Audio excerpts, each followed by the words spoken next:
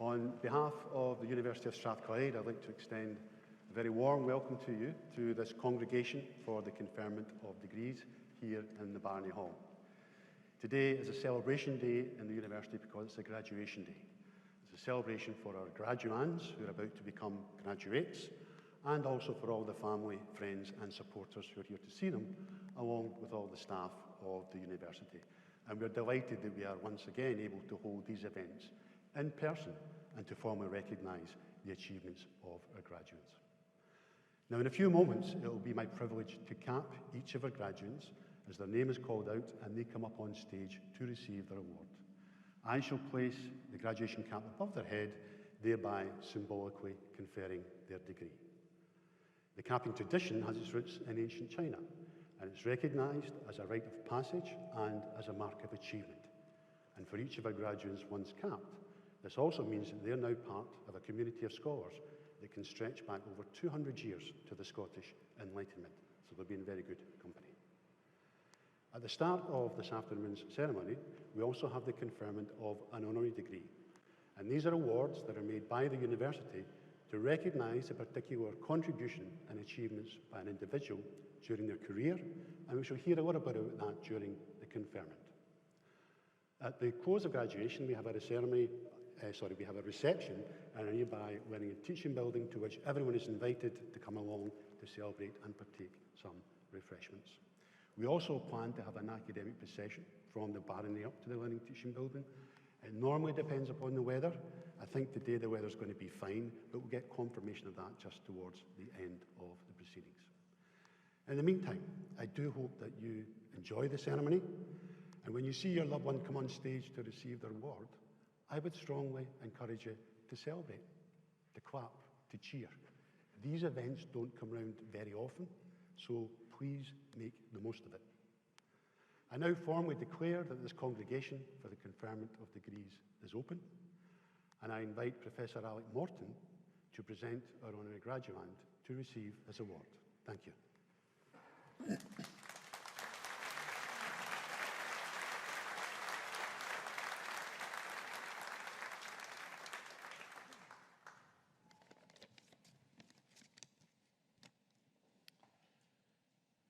Vice Principal, I have the honour to present to you Mr. Jack Sim.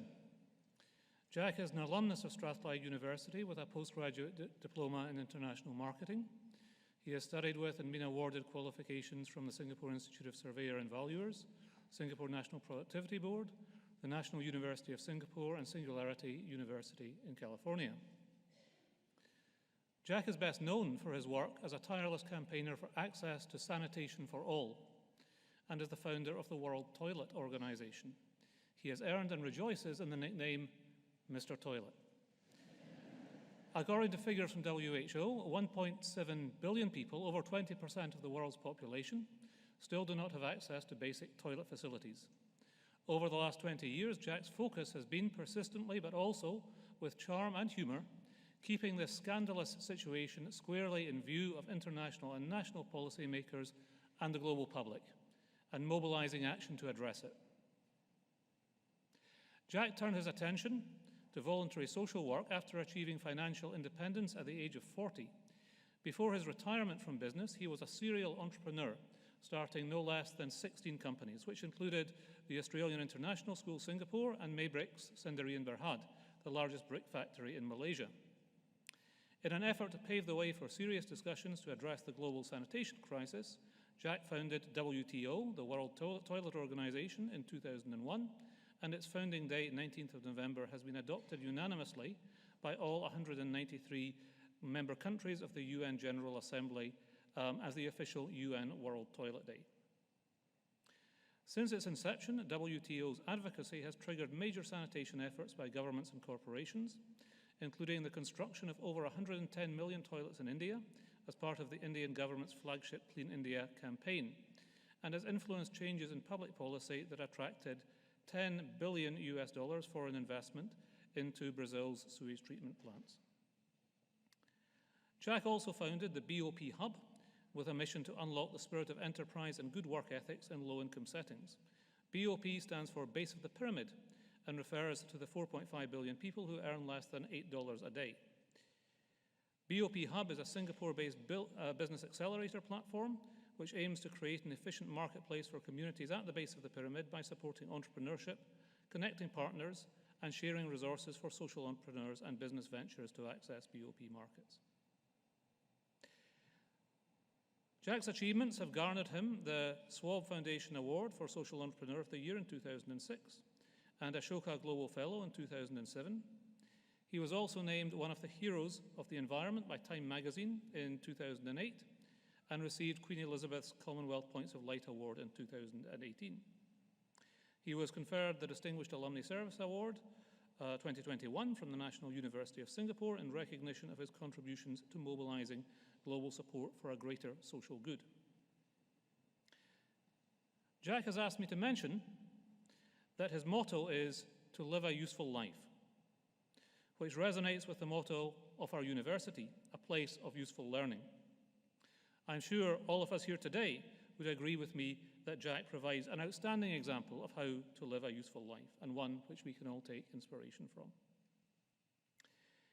It is with great pleasure, therefore, Vice Principal, that with the authority of Senate, I ask you to confer upon Jack Sim the degree of Doctor of the University honoris causa.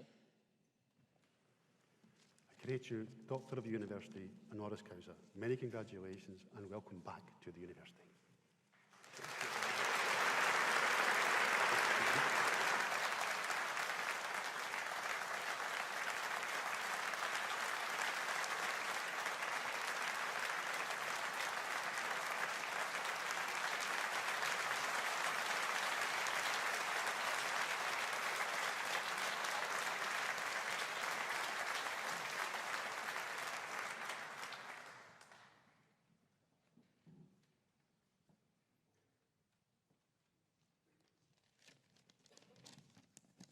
On behalf of those graduating today,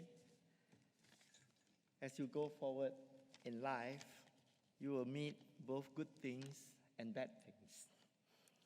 The good things are good, so I'll not talk about it. I'll just talk about the bad things. I'm really bad at studies, so I failed my O-levels and could not go to higher education. So that's a bad thing. But that saved me 6 years from studying, and I could start working and earn money, and that was a good thing.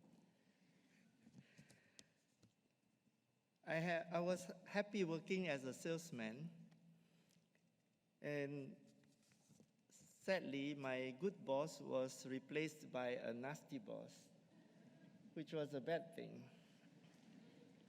So I resigned from the company and started my business and grew 16 successful companies thanks to my nasty boss, and that was a good thing. I married the wrong match and had to divorce in 1 year, which was a bad thing.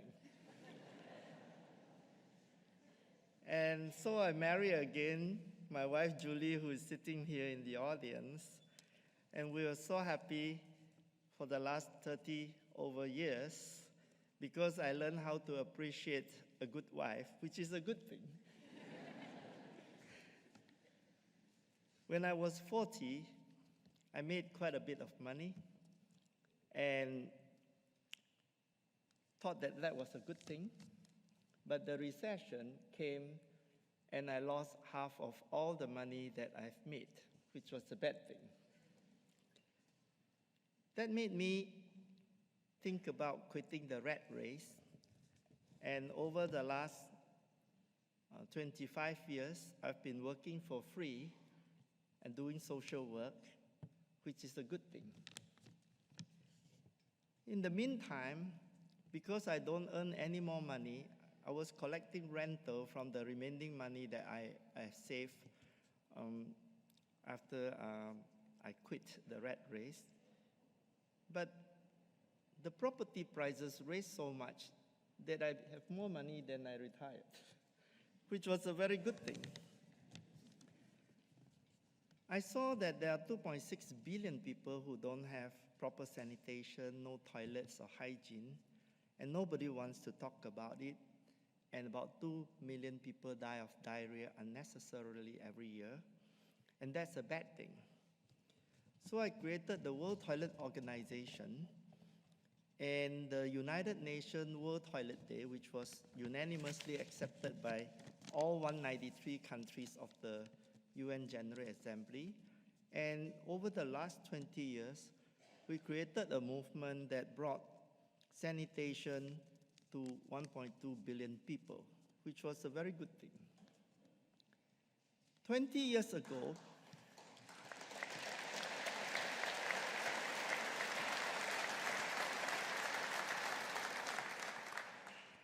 as you remember, I was very bad at studies. So 20 years ago, I tried to study a master in international marketing at the University of Strathclyde. But I failed to finish my dissertation, and I received only a postgraduate diploma, which I thought was a bad thing. Now, 20 years later, I was surprised to be standing here at this convocation to accept an honorary doctorate degree, which was an amazing thing. So the next time you encounter any bad thing in your life, try to see the good thing behind it. Stay optimistic, and I wish you all good things in your journey ahead. Thank you very much.